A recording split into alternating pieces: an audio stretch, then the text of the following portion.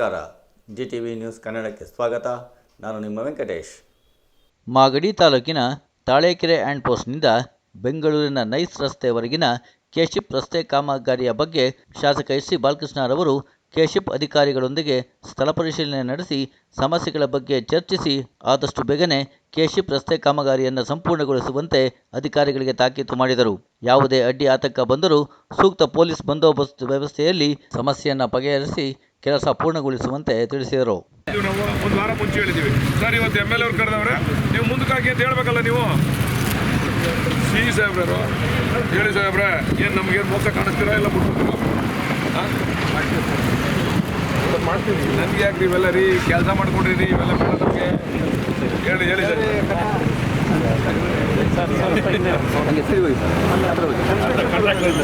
ಹೇಳಿ ಏನೇನು ಕತೆ ಏನೇನು ಅಂತ ಹೇಳಿ ಸಾಹೇಬ್ರೆ. ಈಗ ಉದ್ದಕ್ಕೂ ಕರ್ಕೊಂಡು ಹೋಗ್ತೀವಿ.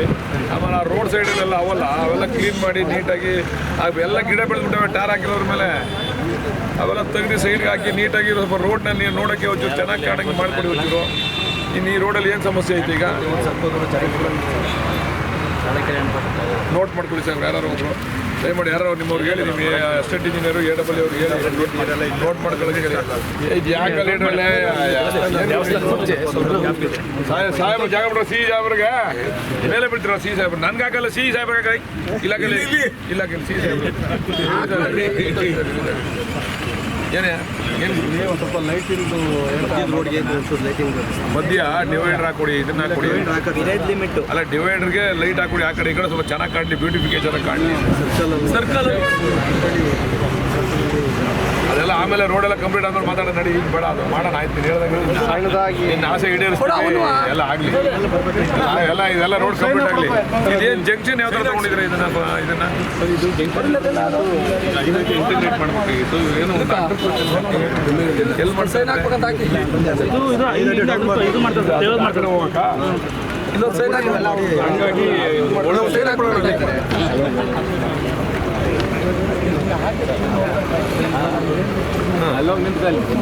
ಅವ್ರದ್ದು ಫೈನಲೈಸ್ ನಾವು ಯಾವಾಗತ್ತೆ ಅವ್ರನ್ನ ಮೀಟಿಂಗ್ ಕರೆದ್ಬಿಡಿ. ಈಗ NHA ಅವ್ರನ್ನ ಒಂದು ಕರೆದ್ಬಿಡೋಣ ಒಂದ್ಸರಿ. ಅವ್ರನ್ನೂ ಪ್ರಾಜೆಕ್ಟ್ ಡೈರೆಕ್ಟರ್ ಅವ್ರು ಯಾರು ಅಂತ ನನಗೆ ಹೇಳಿದ್ರೆ ಸರಿ ಕೂತ್ಕೊಳ್ಳೋಣ. ಬೇಕಾದ್ರೆ ಅವ್ರ ಆಫೀಸ್ಗೆ ಹೋಗೋಣ, ಏನು ತೊಂದರೆ ಇಲ್ಲ. ಕೂತ್ಕೊಂಡು ಪ್ಲಾನ್ ಮಾಡ್ಕೊಡೋಣ. ಐತಲ್ಲ ಹೇಳಿ ಸಾಹೇಬ್ರೆ, ಏನು ಯಾವಾಗ ಮುಗಿಸ್ತೀರಾ, ಏನಿದು ಈಗ ಈ ರೋಡಲ್ಲಿ ಏನು ಹರ್ಡಲ್ಸ್ ಐತೆ? ಈಗ ಇವರು ಅವರೇ ನಮ್ಮ ಲ್ಯಾಂಡ್ ಅಕ್ವಿಸಿಷನ್ ಆಫೀಸರ್ ಅವರು ಇದರಲ್ಲಿ ನಮ್ಮ ತಹಶೀಲ್ದಾರ್ ಅವರೇ ADLR ಬಂದಿಲ್ರಿ, ನಮ್ಮ ADLR ಇದ್ದಾರೆ. ನಿಮ್ಗೆ ಏನಾಗಬೇಕು ಹೇಳಿ, ಯಾವಾಗ ಮುಗಿಸ್ತೀರಾ ಹೇಳಿ. ಒಂದು ಏನೋ ಈ ಕಡೆ ಒಂಚೂರು ಆಗ್ತದೆ. ಸಿ ಸಾಹೇಬ್ರು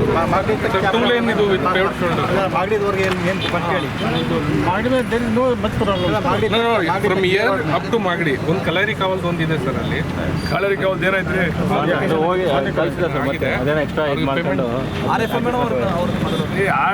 ಎಕ್ಸ್ಟ್ರಾ ಏನು ಮಾಡ್ಕೊಂಡು ಅದೇ ಇದು ಆರ್ಟಿಕಲ್ಚರ್ ಆರ್ಟಿಕಲ್ಚರ್ ಅವ್ರು ಬಂದಿಲ್ವನ್ರಿ? ಏನು ಕೇಳಿದ್ರಿ ಫಾರೆಸ್ಟ್ ಅವ್ರಿಗೆ? ಅಲ್ಲ, ಅವರೆಲ್ಲ ವ್ಯಾಲ್ಯೂಯೇಷನ್ ರಿಪೋರ್ಟ್ ಕೇಳಿದ್ರು ಸರ್. ಏನಂತಂದ್ರೆ ಸರ್, ಅವತ್ತು 5 ತಿಂಗಳ ಹಿಂದೆ ಮರಗಳಿದ್ದು ಅದರಲ್ಲಿ 40 ನೀಲಗಿರಿ ಮರ ಅಂತ ಇತ್ತು. ಇವ್ರು ಕೊಟ್ಟಿದ್ದು 20 ಇತ್ತು. ಇನ್ನು 20 ಎಕ್ಸ್ಟ್ರಾ ಹಾಕ್ಬೇಕಿತ್ತು, ಸ್ಯಾಂಡಲ್ ಎಕ್ಸ್ಟ್ರಾ ಹಾಕ್ಬೇಕಿತ್ತು. ಆಮೇಲೆ ಅದಕ್ಕೆ ಇನ್ನೊಂದು ಲೆಟರ್ ಕೊಡಿ ಅಂತ ಅಂದರೆ ಕೊಟ್ಟಿರಲಿಲ್ಲ ಸರ್. ನಾನು ಫೋನ್ ಕಾಲ್ ಮಾಡಿ ಲೆಟರ್ ಮೂಲಕ ಎಲ್ಲರಿಗೂ ಮಾಡಿದ್ದು. ಇವರು ಕೆಶಿಪರು ಶಿವಕುಮಾರ್ ಅಂತ ಇದಾರಲ್ಲ, ಅವರಿಗೆ ಶಿವರಾಜು ಅವರಿಗೆ ಮತ್ತೆ ನಿಮ್ಮ ಅಧಿಕಾರಿಗಳು ಅವ್ರು ಕೇಳಿದಾಗ ಯಾರು ನಿಮ್ಮ ಇವರು AMC ಅವ್ರು ಯಾರಿಲ್ಲ? AMC ಯಾರು? DMC ಯಾರು ಕರೀರಿ? ಯಾರು ಬರಲ್ವಾ? ಅಷ್ಟು ವರ್ಷದಿಂದ ಇದ್ರಲ್ರಿ ಇಲ್ಲೇನೆ. ಇದೇ ಹೆಚ್ಚು ಕಡಿಮೆ ಇನ್ನೊಂದು ಸಿಟಿಸನ್ಶಿಪ್ ಸಿಗ್ತದೆ ನಿಮ್ಗೆ, ಇನ್ನೊಂದು ವರ್ಷ ಹೋದ್ರೆ ಇಲ್ಲಿ.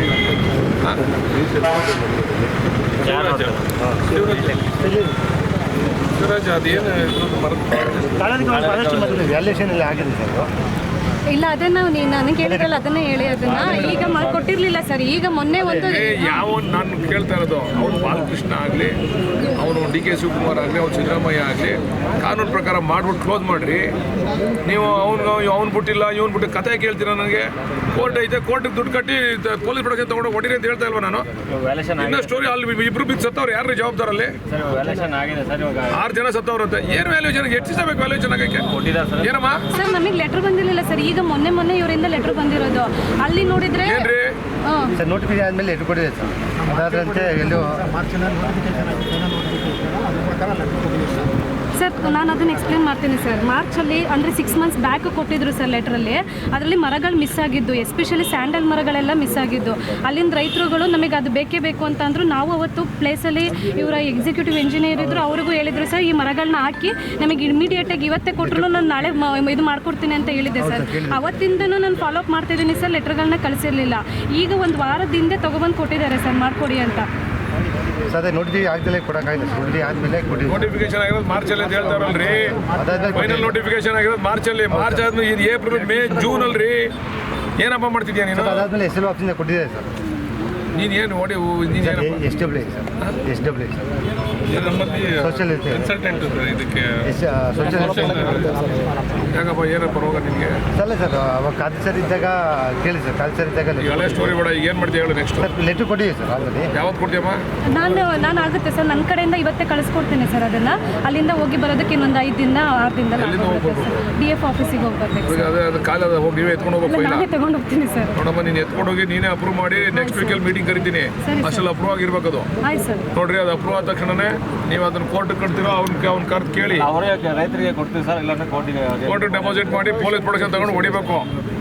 ಆಯ್ತು ಸಾಹೇಬ್ರೆ ಇನ್ನೇನೋ ಇದ್ರೆ ಹೇಳಿ. ನಮ್ಮಿಂದ ಏನೋ ಸಮಸ್ಯೆ ಇದ್ರೆ ಹೇಳಿ. ನಮ್ಮ ಕಡೆಯಿಂದ ಏನೋ ಸಮಸ್ಯೆ ಅದು ಒಂದೇ ಕೊಟ್ಟಿದ್ದೀರಾ ನೀವು.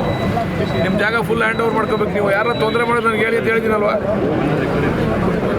ಯಾರಿಗೆ ಏನಪ್ಪ ಆಮೇಲೆ ಕೇಳಿ, ಒಂದು ನನ್ನ ಅನುಭವ ಹೇಳ್ತೀನಿ ನಿಮಗೆ. ಈ ನಮ್ಮ ಸರ್ಕಾರಿ ಪ್ರಾಜೆಕ್ಟ್ಗಳು ಟೋಟಲ್ ಫೇಲ್ಯೂರ್ ಏನಂದರೆ ಕಾಂಟ್ರಾಕ್ಟ್ಗಳಿಂದ. ನೀವು ಅಕ್ವಿಷನ್ ಮಾಡೋಕ್ಕಿಂತ ಮುಂಚೆನೇ ಅವ್ರಿಗೆ ಟೆಂಡರ್ ಕರೆದಿ ಕೊಟ್ಬಿಡ್ತೀರ. ಆಮೇಲೆ ಅಕ್ವಿಷನ್ ಮಾಡೋಕ್ಕೆ ಹೋಗ್ತೀರ. ಅಕ್ವಿಷನ್ನೂ ಆಗಲ್ಲ, ಅವ್ರ ಕೆಲಸನೂ ಆಗಲ್ಲ. ಅವ್ರಿಗೆ ನೀವು ಒಂದು ಒಳ್ಳೆ ಅಸ್ತ್ರ ಕೊಡ್ತೀರ. ಅವರು ರೇಟ್ ಎಕ್ಸ್ಕಲೇಷನ್ ಹಾಕ್ಕೊಂಡು ಅವ್ರಿಗೆ ಅನುಕೂಲ ಆಯ್ತದೆ. ನಂಬರ್ 1 ಈ ಬಗೆಹರಿಸೋದು ಇಲ್ಲ ಕೂತ್ಕೊಂಡು. ಈಗ ಅವ್ರು ಕೊಟ್ಟು ಎಷ್ಟು ವರ್ಷ ಆಯಿತು ನೀವು ಟೆಂಡರ್ನ? ಎಷ್ಟು ವರ್ಷ ಆಯಿತು? 20 ಅಲ್ಲ, ಜಾಸ್ತಿ ಆಗೈತಿ. ನಾ ಯಾವಾಗ ನಾನು MLA ಆಗಿದ್ದಾಗಲೇ ಕೊಟ್ಟಿದ್ರಿ. 19ರಲ್ಲ 18ರಲ್ಲ ಏನೋ 17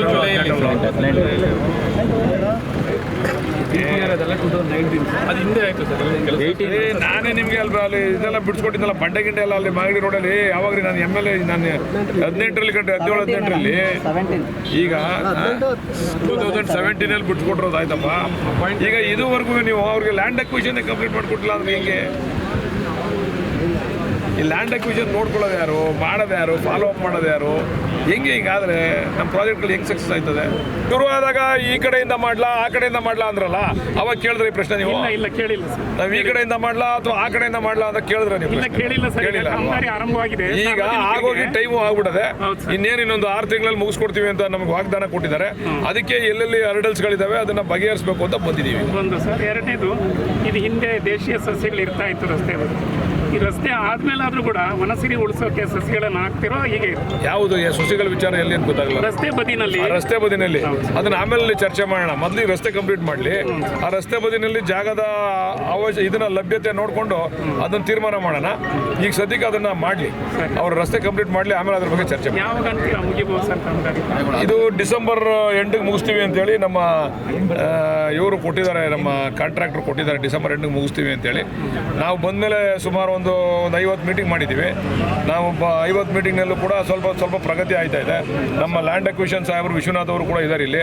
ನಾನು ಬಂದಮೇಲೆ ಎಲ್ಲೆಲ್ಲ ಹರ್ಡಲ್ಸ್ ಇತ್ತು ಅದನ್ನೆಲ್ಲ ಕ್ಲಿಯರ್ ಮಾಡಿ ಕೊಟ್ಟಿದ್ದೀನಿ. ತುಂಬ ಹರ್ಡಲ್ಸ್ ಇತ್ತು ಎಲ್ಲ ಮಧ್ಯ ಅದು ಹೇಮಾವತಿ ವಿಚಾರ ಇರ್ಬೋದು, ರೋಡಿನ ವಿಚಾರ ಇರ್ಬೋದು, ಎಲ್ಲ ಹರ್ಡಲ್ಸ್ನು ಕೂಡ ಕ್ಲಿಯರ್ ಮಾಡಿಕೊಟ್ಟಿದ್ದಾರೆ.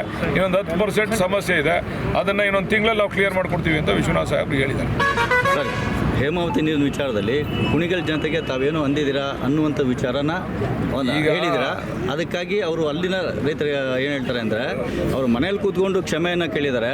ಅದು ಮನೇಲಿ ಕೂತ್ಕೊಂಡು ಕೇಳೋದ್ರ ಬದಲಾಗಿ ಕುಣಿಗಲಲ್ಲಿ ಬಂದು ಕೇಳಲಿ ಅಂತ ಹೇಳ್ತಾ ಇದ್ದಾರೆ ಸರ್. ಅದ್ರ ಬಗ್ಗೆ ಯಾರೋ ಏನೇನೋ ಹೇಳ್ಕೊತಾರೆ, ಅದಕ್ಕೆಲ್ಲ ನಾವು ಉತ್ತರ ಕೊಡೋಕೆ ನಾನು ಮೊದಲು ಫಸ್ಟ್ ಆಫ್ ಆಲ್ ನಾನು ಅಂದಿಲ್ಲ.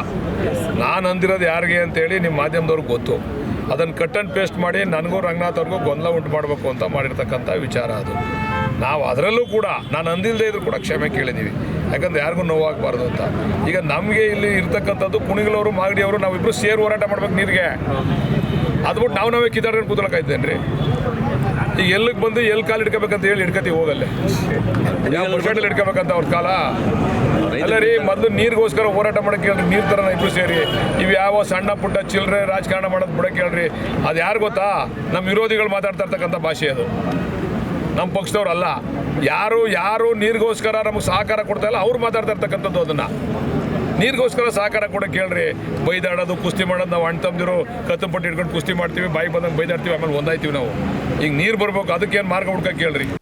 ಇದು ಇವತ್ತಿನ ಮಾಗಡಿಯ ಸುದ್ದಿ ಸಮಾಚಾರ. ನಿರಂತರ ಸುದ್ದಿ ಸಮಾಚಾರಕ್ಕೆ ವೀಕ್ಷಿಸಿ ನಿಮ್ಮ GTV ನ್ಯೂಸ್ ಕನ್ನಡವನ್ನು. ವಂದನೆಗಳು.